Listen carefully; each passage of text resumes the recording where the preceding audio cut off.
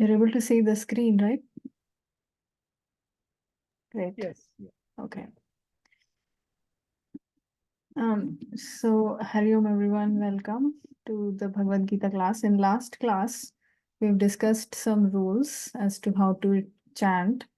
Bhagavad Gita, most of us, we are familiar with the tune, how it goes, and we've already, we are studying or about to study the text. So most of us are familiar with the shlokas, more or less. So we'll be going a little fast while learning.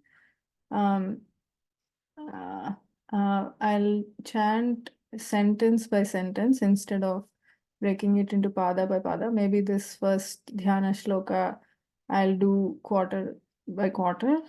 I'll split the pada even. And then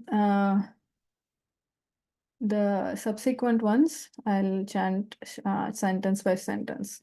And Janvi is here to repeat, so you can repeat when Janvi is repeating twice. And then we'll do that for half an hour. And the next half hour, I'll chant the Dhyana shlokas and chapter 1 slowly. So we'll learn more by listening. So we'll do learning for half hour and the next half hour we'll listen. So you'll be on mute and then you'll listen or read along with me. So let me make sure that everybody's on mute.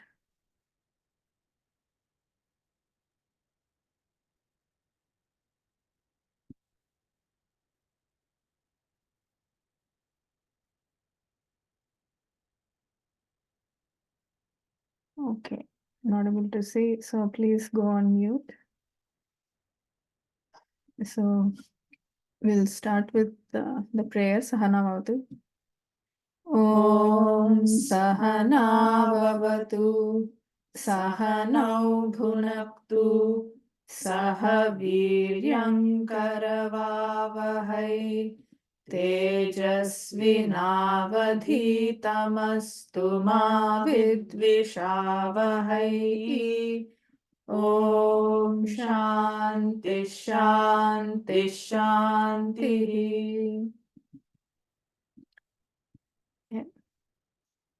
Om Parthaya Pratibodhitam Bhagavata.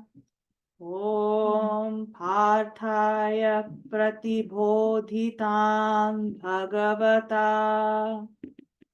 Om Parthaya Pratibodhitam Bhagavata. Narayanena Swayam. Narayanena Swayam.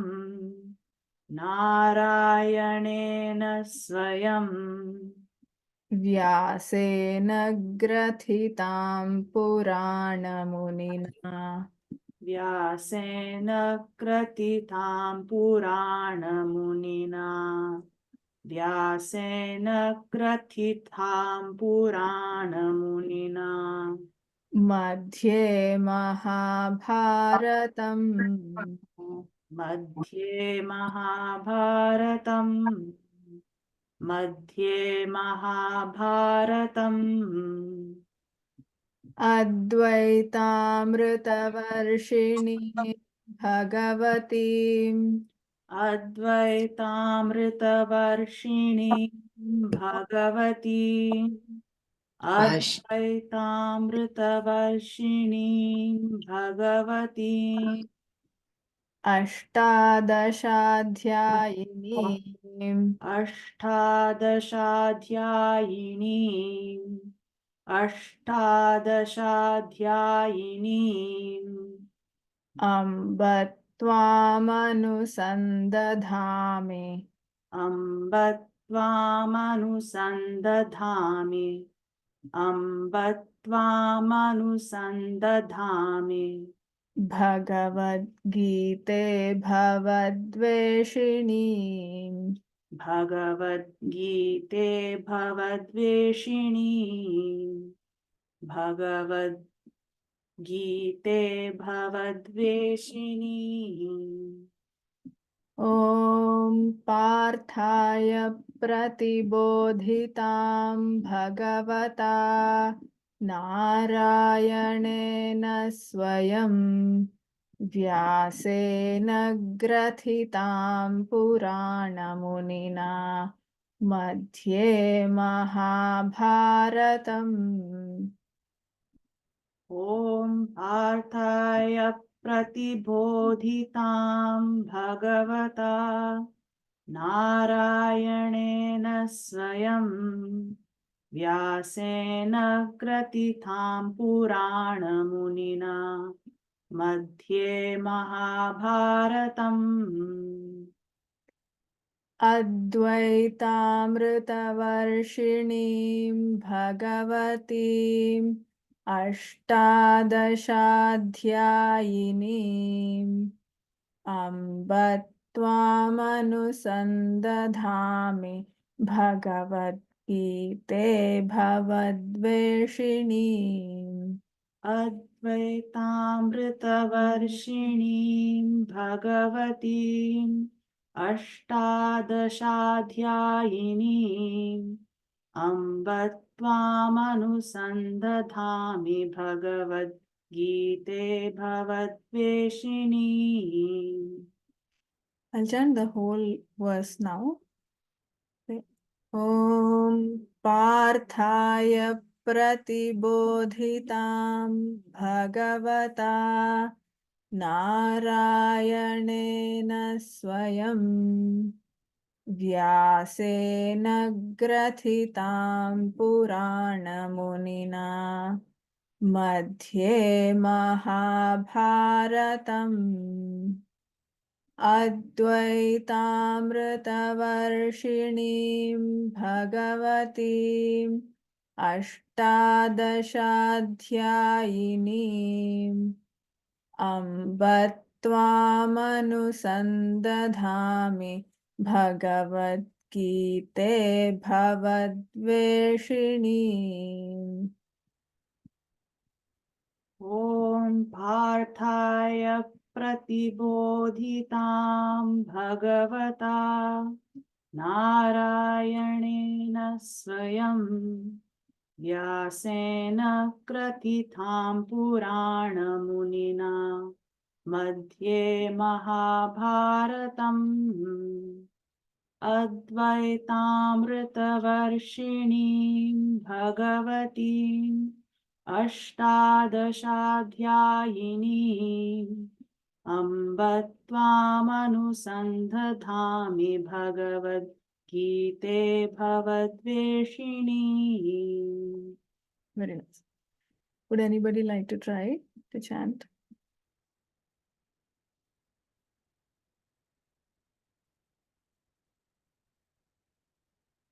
I can try. Sure. The whole thing? You can break it up sentence by sentence if you want. Okay. Om Parthaya Pratibodhitam Bhagavatam Narayanena Swayam Vyasena Grathitam Purana Munina Madhye Mahabharatam Advaitamritavarshiniim Bhagavatim Ashtadashadhyayiniim Amba Tvamanusandadhami Bhagavad-gite Bhavadveshinim. Very nice. Very well done. Next verse. Namostu te vyasa vishala buddhe नमोऽस्तु ते व्यासविशालबुद्धे नमोऽस्तु ते व्यासविशालबुद्धे Pullara पुल्लारविन्दायतपत्रनेत्र पुल्लारविन्दायतपत्रनेत्र येन त्वया भारततैलपूर्णः येन त्वया भारततैलपूर्णः येन त्वया भारततैलपूर्णः प्रज्वालितो ज्ञानमयः प्रदीपः प्रज्वालितो ज्ञानमयः प्रदीपः प्रज्वालितो ज्ञानमयः प्रदीपः नमोऽस्तु ते व्यासविशालबुद्धे फुल्लारविन्दायतपत्रनेत्र येन त्वया भारततैलपूर्णः प्रज्वालितो ज्ञानमयः प्रदीपः नमोऽस्तु ते व्यासविशालबुद्धे फुल्लारविन्दायतपत्रनेत्र येन त्वया भारततैलपूर्णः प्रज्वालितो ज्ञानमयः प्रदीपः Nice. Would anybody like to try? It's a short one. नमोस्तु ते व्यास विशाल बुद्धि उल्लारविन्दायत पत्रनेत्र तेन त्वया भारत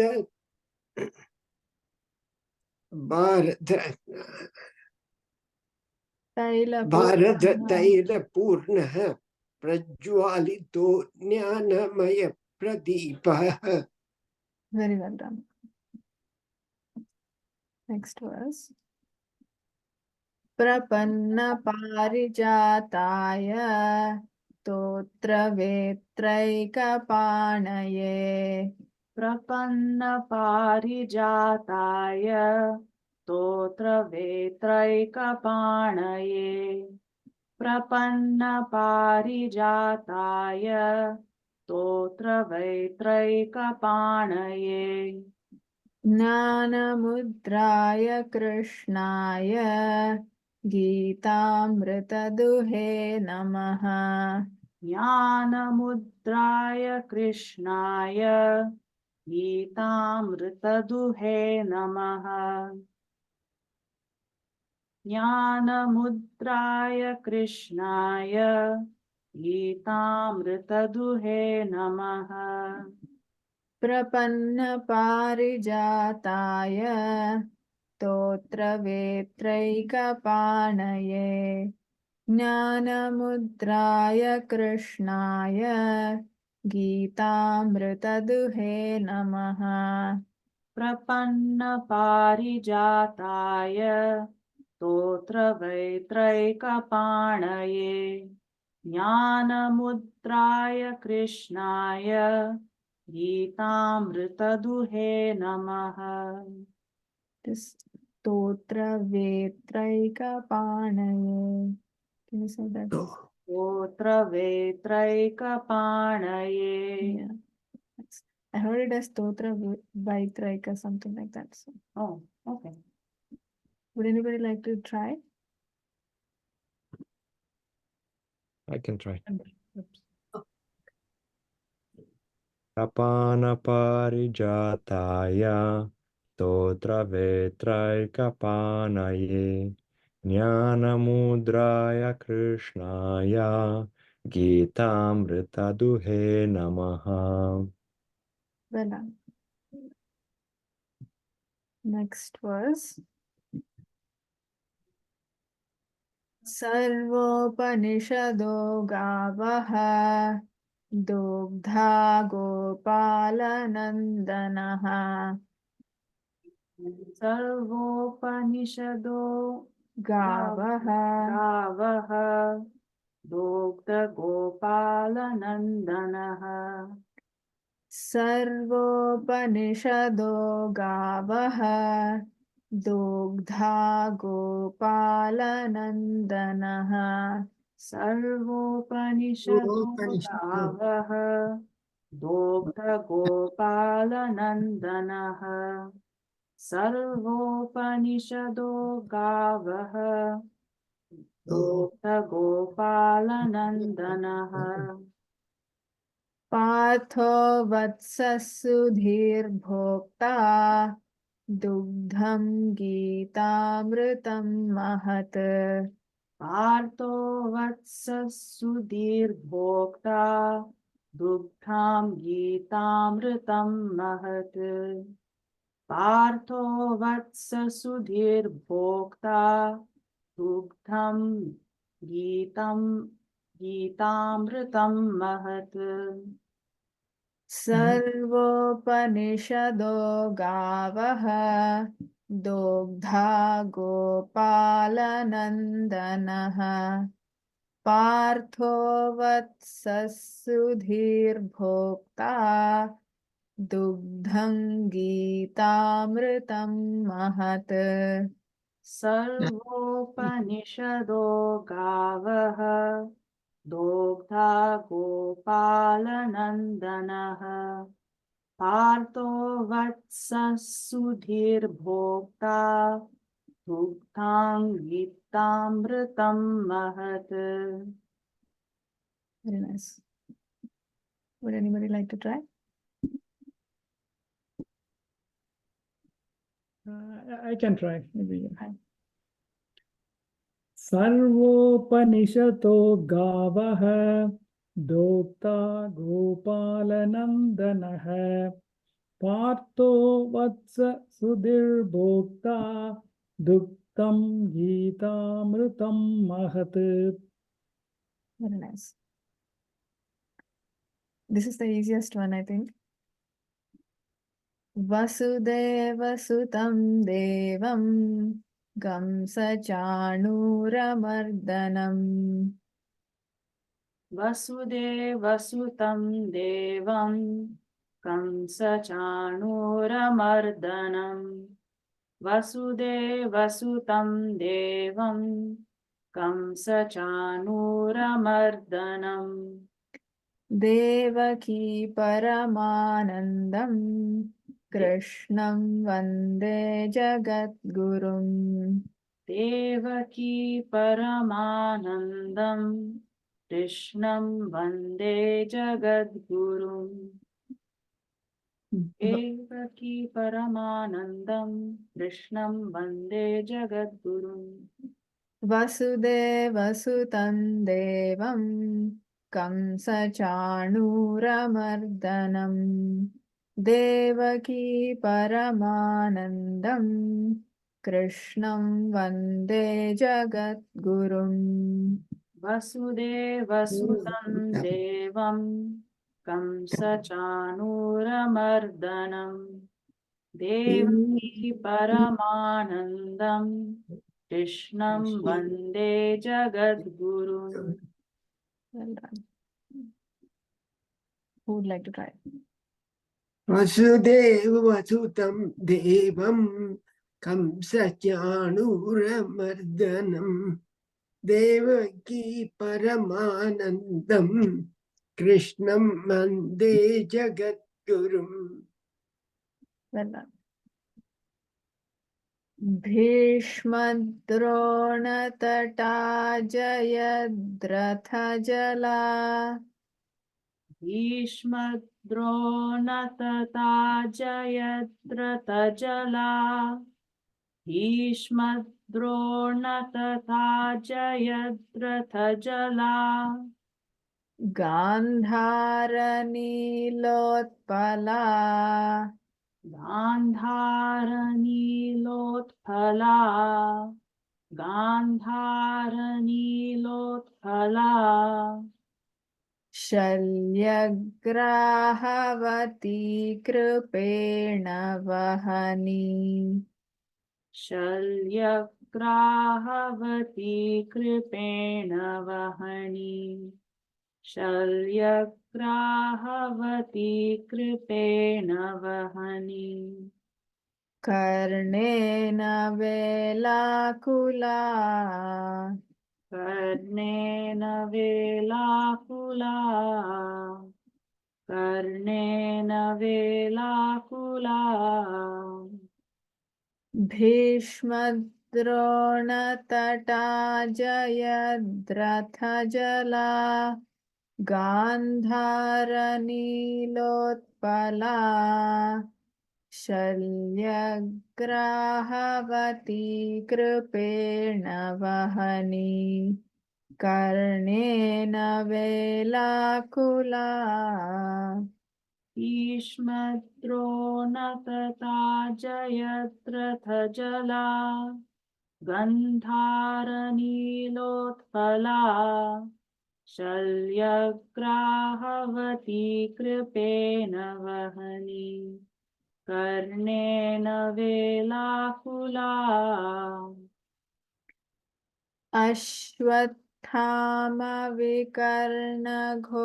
अश्वत्थामविकर्णघोरमकरा अश्वत्थामविकर्णघोरमकरा अश्वत्थामविकर्णघोरमकरा दुर्योधनावर्तिनी दुर्योधनावर्तिनी दुर्योधनावर्तिनी सोत्तीर्णा खलु पाण्डवैरणनदी सोत्तीर्णा खलु पाण्डवैरणनदी सोत्तीर्णा खलु पाण्डवैरणनदी कैवर्तकः केशवः कैवर्तकः केशवः कैवर्तकः केशवः अश्वत्थामविकर्णघोरमकरा दुर्योधनावर्तिनी सोत्तीर्णा खलु पाण्डवैरणनदी कैवर्तकः केशवः अश्वत्थामविकर्णघोरमकरा दुर्योधनावर्तिनी सोत्तीर्णा खलु पाण्डवैरणनदी कैवर्तकः केशवः भीष्मद्रोणतटा जयद्रथजला गान्धारनीलोत्पला शल्यग्राहवती कृपेण वहनी कर्णेन वेलाकुला अश्वत्थामविकर्णघोरमकरा दुर्योधनावर्तिनी सोत्तीर्णा खलु पाण्डवैरणनदी कैवर्तकः केशवः भीष्मद्रोणतथा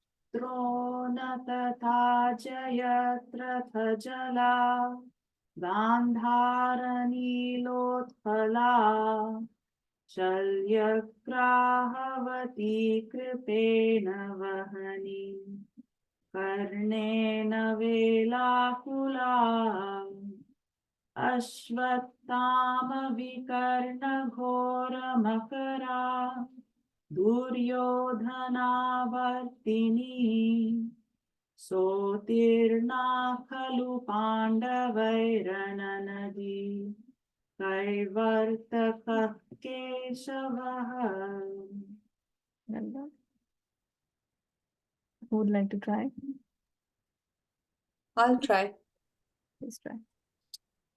भीष्मद्रोणतटा जयद्रथजला गान्धारनीलोत्पला शल्यग्राहवती कृपेण वहनी कर्णेन वेलाकुला अश्वत्थामविकर्णघोरमकरा दुर्योधनावर्तिनी सोत्तीर्णा खलु पाण्डवैरणनदी कैवर्तकः केशवः. Very well done. Next verse.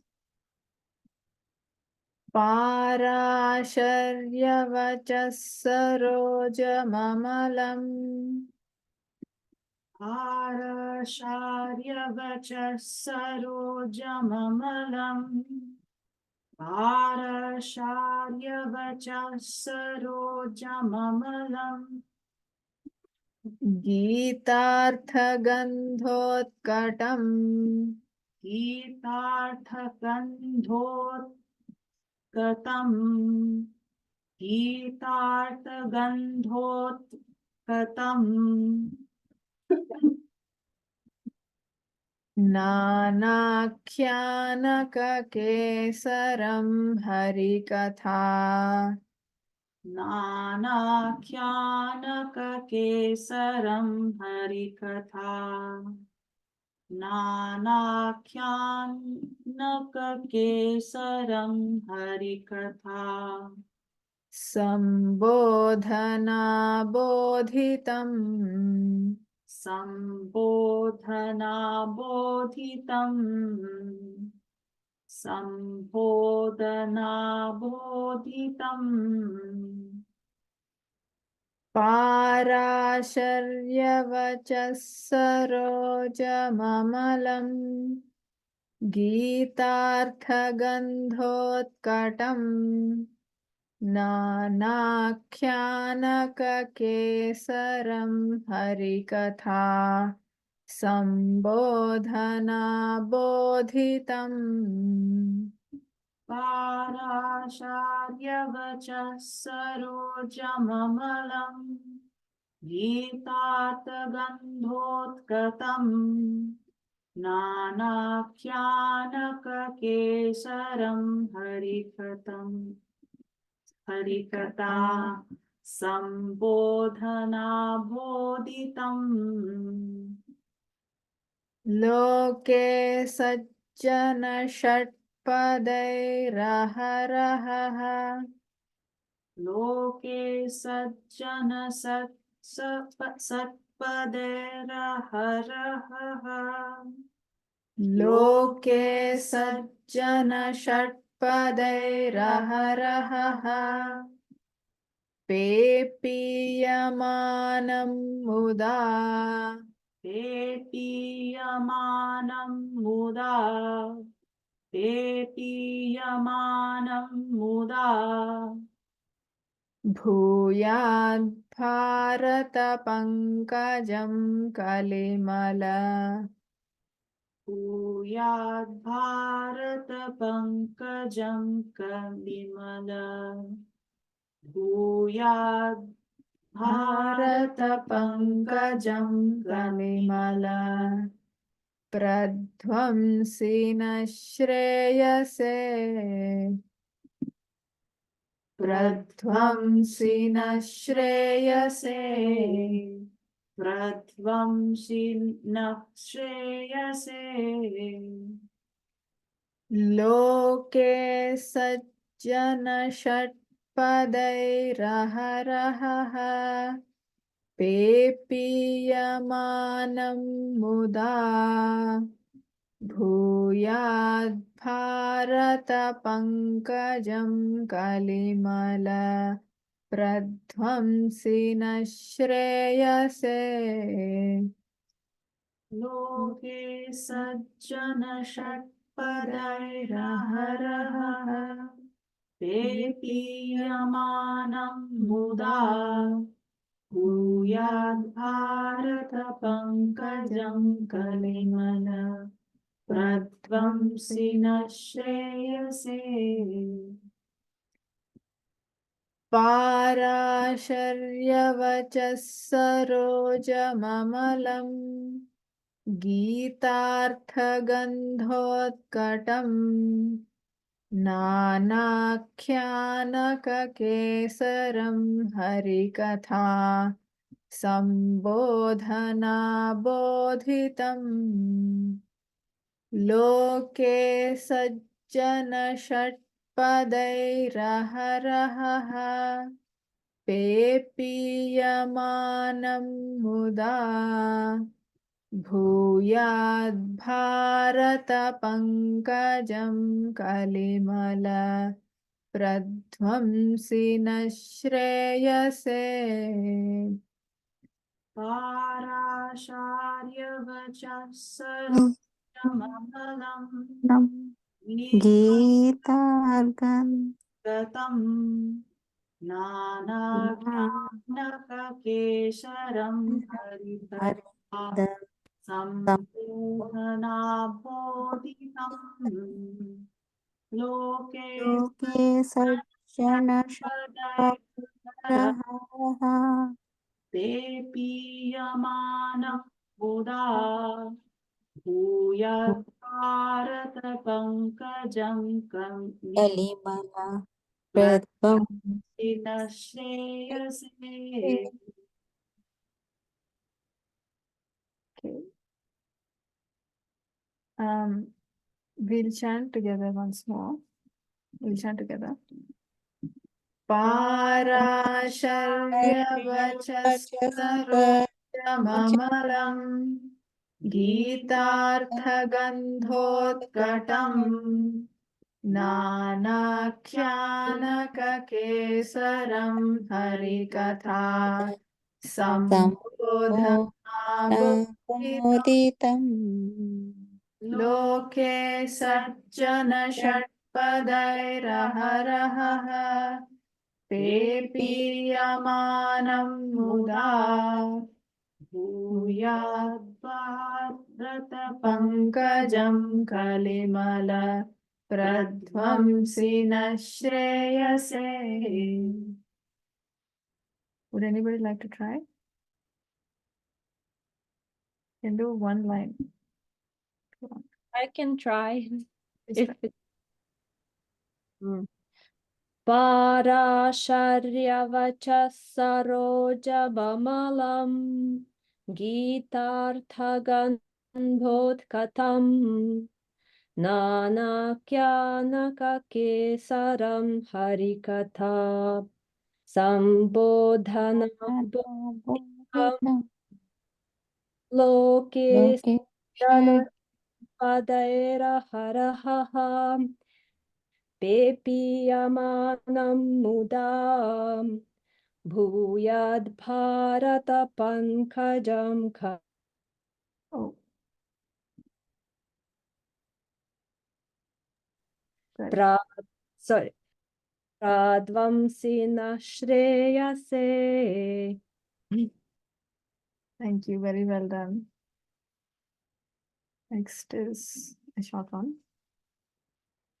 Mukang karoti vachalam मूकं करोति वाचालं मूकं करोति वाचालं pangum langhayate girim पङ्गुं लङ्घयते गिरिं पङ्गुं लङ्घयते गिरिम् यत्कृपातमहं वन्दे यत्कृपातमहं वन्दे यत्कृपातमहं वन्दे परमानन्दमाधवम् परमानन्दमाधवम् परमानन्दमाधवम् मूकं करोति वाचालं पङ्गुं लङ्घयते गिरिं यत्कृपातमहं वन्दे परमानन्दमाधवम् मूकं करोति वाचालं पङ्गुं लङ्घयते गिरिं यत्कृपातमहं वन्दे Paramanandamaadhavam. Would anybody like to try?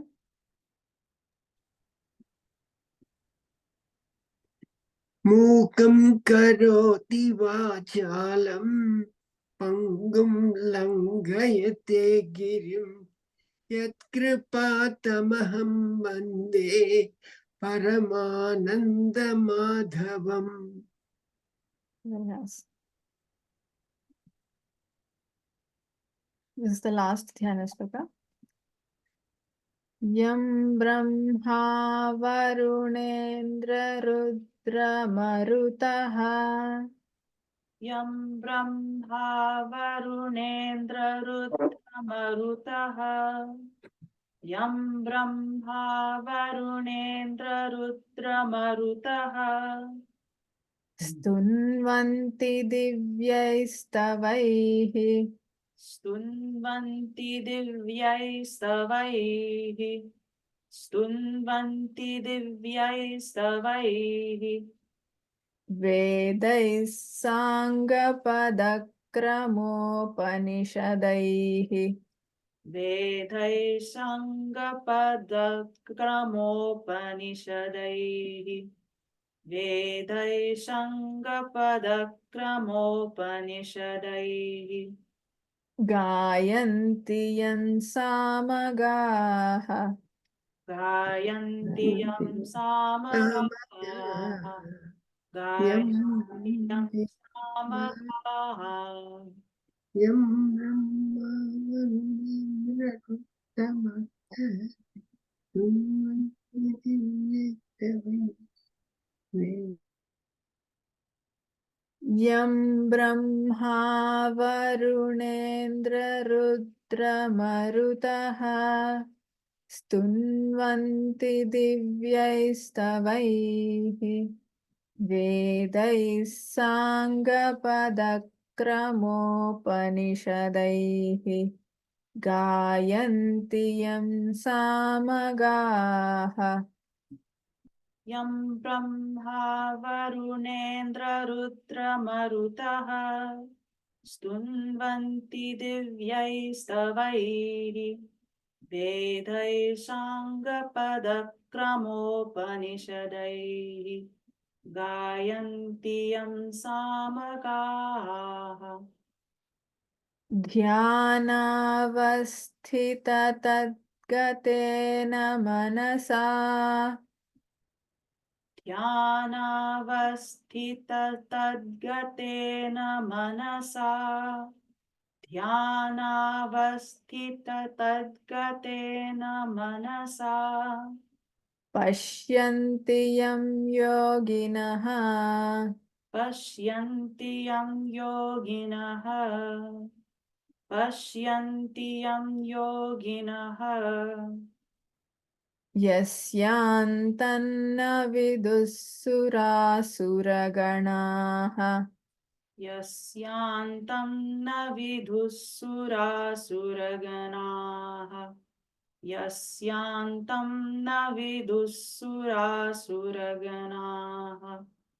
Devaya Tasmai Namaha Devaya tasmai namaha.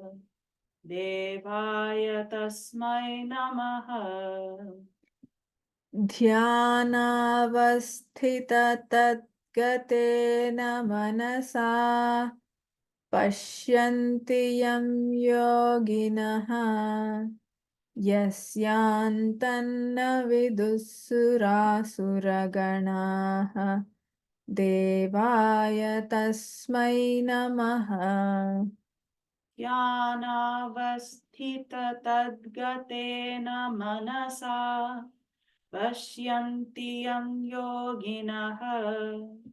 Yasyantam na vidhusurasuraganah. Devaya tasmai namaha. Yam Brahma Varunendra Rudra Marutaha Stunvanti Divyaistavaihi Vedais पदक्रमोपनिषदैः गायन्ति यं सामगाः ध्यानावस्थिततद्गतेन मनसा पश्यन्ति यं योगिनः यस्यान्तन्न विदुः सुरासुरगणाः देवाय तस्मै नमः। यं ब्रह्मा वरुणेन्द्ररुद्रमरुतः स्तुन्वन्ति दिव्यैस्तवैः वेदैः साङ्गपदक्रमोपनिषदैः गायन्ति यं सामगाः ध्यानावस्थिततद्गतेन मनसा पश्यन्ति यं योगिनः यस्यान्तं न विदुः सुरासुरगणा देवाय तस्मै नमः। Done. Would anybody like to try?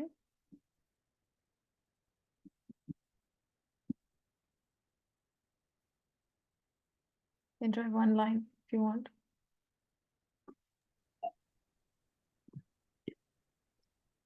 Yam Brahma. Sorry, I can't Okay. read that.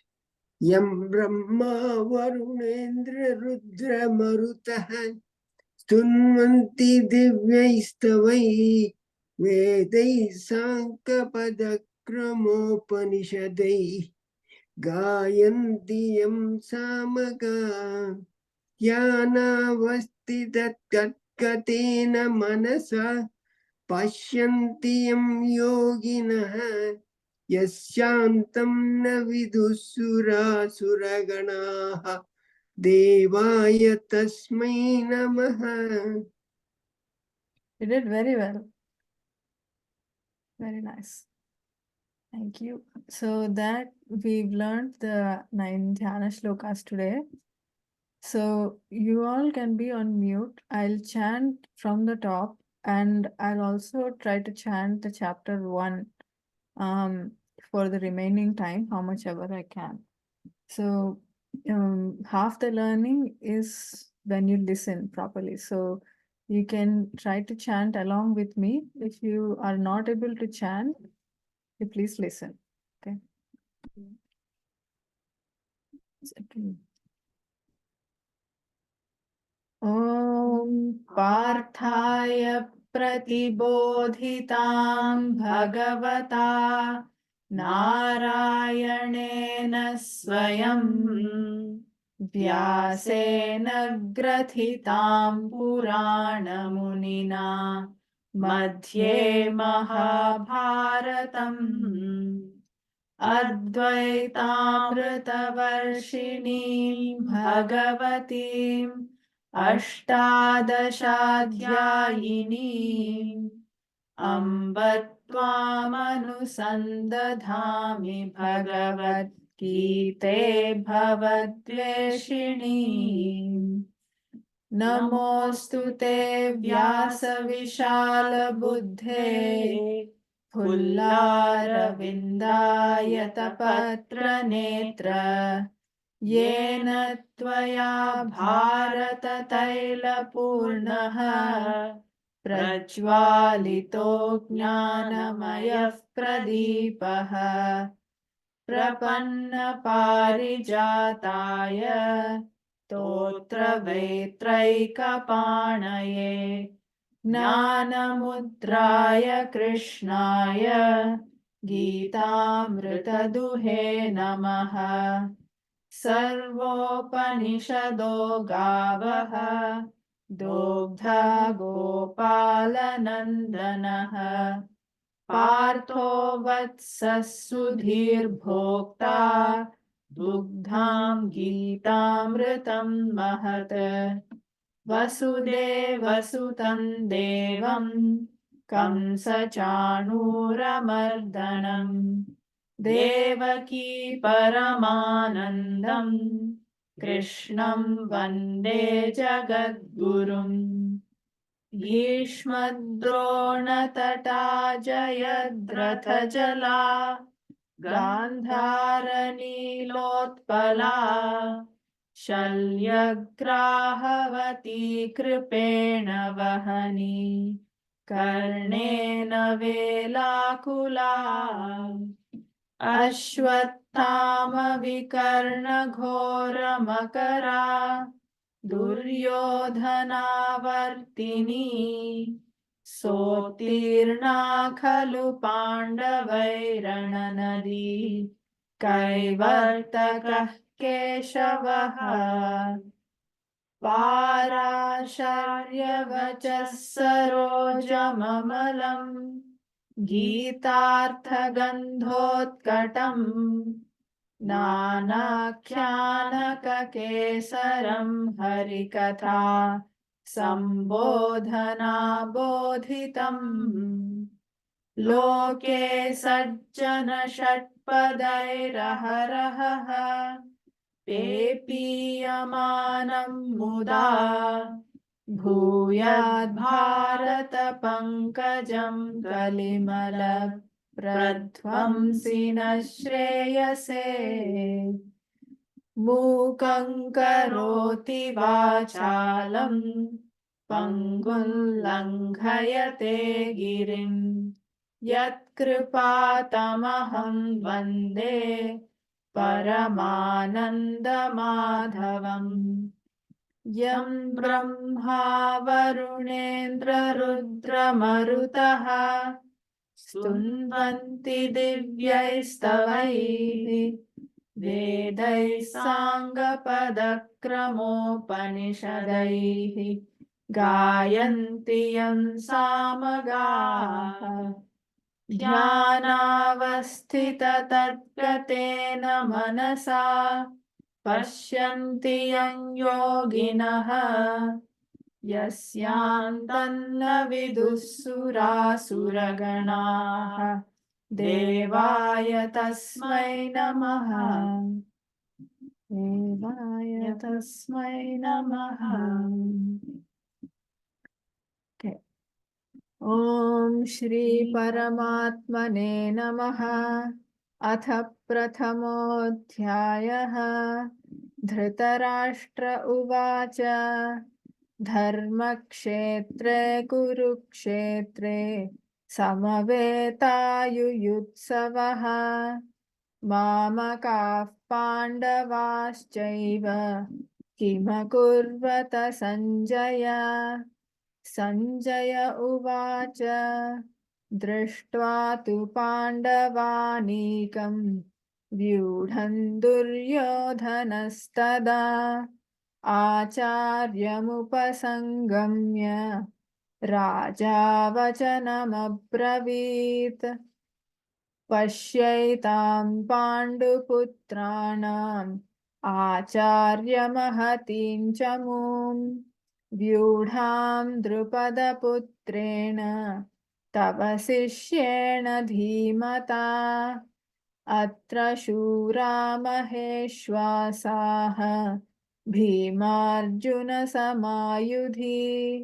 युयुधानो विराटश्च द्रुपदश्च महारथः धृष्टकेतुश्चेकितानः काशीराजश्च वीर्यवान् पुरुजित् कुन्तिभोजश्च शैभ्यश्च नरपुङ्गवः युधामन्युश्च विक्रान्तः उत्तमौजाश्च वीर्यवान् सौभद्रो द्रौपदेयाश्च सर्व एव महारथाः अस्माकं तु विशिष्टाये तान्निबोध द्विजोत्तमा नायका मम सैन्यस्य संज्ञार्थं तान् ब्रवीमि ते भवान् भीष्मश्च कर्णश्च कृपश्च समितिञ्जयः अश्वत्थामा विकर्णश्च सौमदत्तिस्तथैव च अन्ये च बहवः शूराः मदर्थे त्यक्तजीविताः नानाशस्त्रप्रहरणाः सर्वे युद्धविशारदाः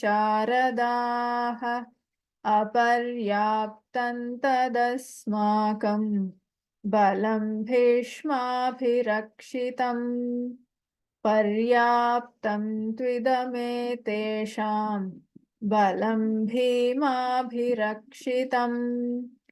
अयनेषु च सर्वेषु यथा भागमवस्थिताः भीष्ममेवाभिरक्षन्तु भवन्तः सर्व एव हि तस्य सञ्जनयन् हर्षं कुरु वृद्धः पितामहः सिंहनादं विनद्योच्चैः शङ्खं दद्मौ प्रतापवान् ततः शङ्काश्च भैर्यश्च पणवानकगोमुखाः सहसैवाभ्यहन्यन्त सशब्दस्तुमुलोऽभवत् ततः श्वेतैर्हयैर्युक्ते महति स्यन्दने स्थितौ माधवः पाण्डवश्चैव दिव्यौ शङ्खौ प्रदध्मतुः पाञ्चजन्यं हृषीकेशः देवदत्तं धनञ्जयः पौण्ड्रं दध्मौ महाशङ्खं भीमकर्मावृकोदरः अनन्तविजयं राजा कुन्तीपुत्रो युधिष्ठिरः नकुलः सह देवश्च सुघोषमणिपुष्पकौ काश्यश्च परमेश्वासः शिखण्डी च महारथः धृष्टद्युम्नो विराटश्च सात्यकिश्चापराजितः द्रुपदो द्रौपदेयाश्च सर्वशः पृथिवीपते सौभद्रश्च महाबाहुः शङ्खान् दध्मुः पृथक् पृथक् सघोषोधार्तराष्ट्राणां हृदयानि व्यदारयत् नभश्च पृथिवीं चैव तुमुलो व्यनुनादयन् अथ व्यवस्थितान् दृष्ट्वा धार्तराष्ट्रान् कपिध्वजः प्रवृत्ते शस्त्रसम्पाते धनुरुद्यम्य पाण्डवः हृषीकेशं तदा वाक्यम् इदमाह महीपते अर्जुन उवाच सेनयोरुभयोर्मध्ये रथं स्थापयमेच्युत यावदेतान्निरीक्ष्येऽहं योद्धुकामानवस्थितान् कैर्मया सह योद्धव्यम् अस्मिन् रणसमुद्यमे योत्स्यमानानवेक्ष्येऽहं य एतेऽत्र समागताः धार्तराष्ट्रस्य दुर्बुद्धेः युद्धे प्रियचिकीर्षवः सञ्जय उवाच एवमुक्तो हृषीकेशः गुडाकेशेन भारत सेनयोरुभयोर्मध्ये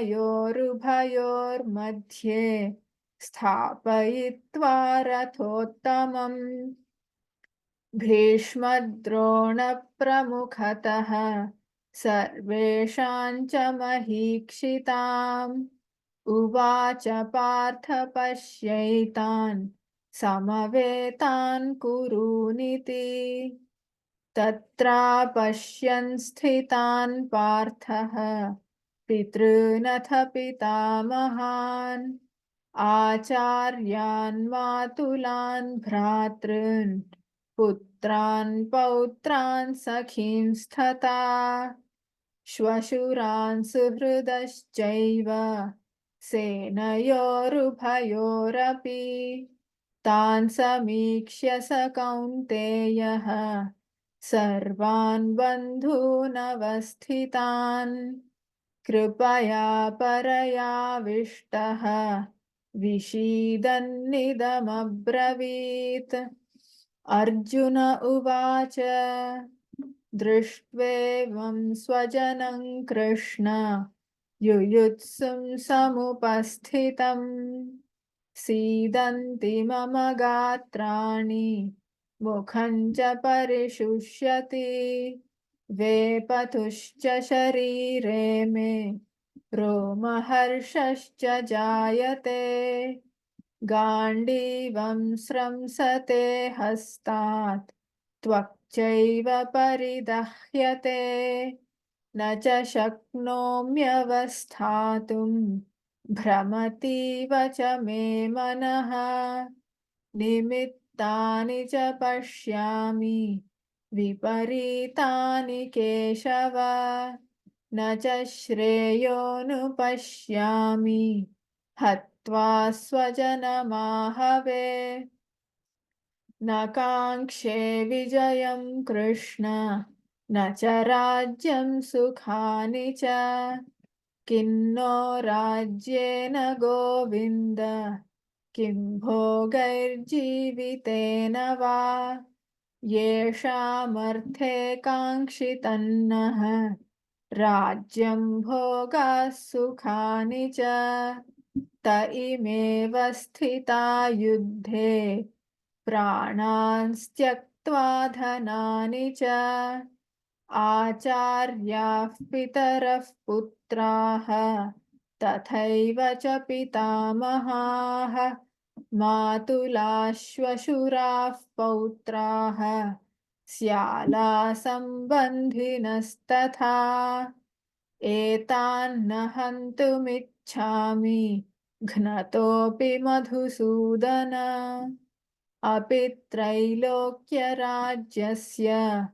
हेतोः किन्नु मही कृते निहत्य धार्तराष्ट्रान्नः का प्रीतिः स्याज्जनार्दन पापमेवाश्रयेदस्मान् हत्वैतानाततायिनः तस्मान्नार्हा वयं हन्तुं धार्तराष्ट्रान् स्वबान्धवान् स्वजनं हि कथं हत्वा सुखिनः स्याम माधव यद्यप्येतेन पश्यन्ति लोभोपहत चेतसः कुलक्षयकृतं दोषं मित्रद्रोहे च पातकं कथन्न ज्ञेयमस्माभिः पापादस्मान्निवर्तितुम् कुलक्षयकृतं दोषं प्रपश्यद्भिर्जनार्दन कुलक्षये प्रणश्यन्ति कुलधर्माः सनातनाः धर्मे नष्टे कुलं कृत्स्नम् अधर्मोऽभिभवत्युत अधर्माभिभवात् कृष्ण प्रदुष्यन्ति कुलस्त्रियः स्त्रीषु दुष्टासु वार्ष्णेय जायते वर्णसङ्करः सङ्करो नरकायैव कुलघ्नानां कुलस्य च पतन्ति पितरो ह्येषां लुप्तपिण्डोदकक्रियाः दोषैरेतैः कुलघ्नानां वर्णसङ्करकारकैः उत्साद्यन्ते जातिधर्माः कुलधर्माश्च शाश्वताः उत्सन्नकुलधर्माणां मनुष्याणां जनार्दन नरके नियतं वासः भवतीत्यनुशुश्रुमा अहो बत महत्पापं कर्तुं व्यवसिता वयं यद्राज्यसुखलोभेन हन्तुं स्वजनमुद्यताः यदि मामप्रतीकारम् अशस्त्रं शस्त्रपाणयः धार्तराष्ट्रारणे हन्युः तन्मे क्षेमतरं भवेत् सञ्जय उवाच एवमुक्त्वार्जुनः सङ्ख्ये रथोपस्थ उपाविशत् विसृज्य सशरं चापं शोकसंविघ्नमानसः ॐ तत्सत् इति श्रीमद्भगवद्गीतासु उपनिषत्सु ब्रह्मविद्यायां योगशास्त्रे श्रीकृष्णार्जुनसंवादे अर्जुनविषादयोगो नाम प्रथमोऽध्यायः. Thank you, everyone. I'll stop the recording.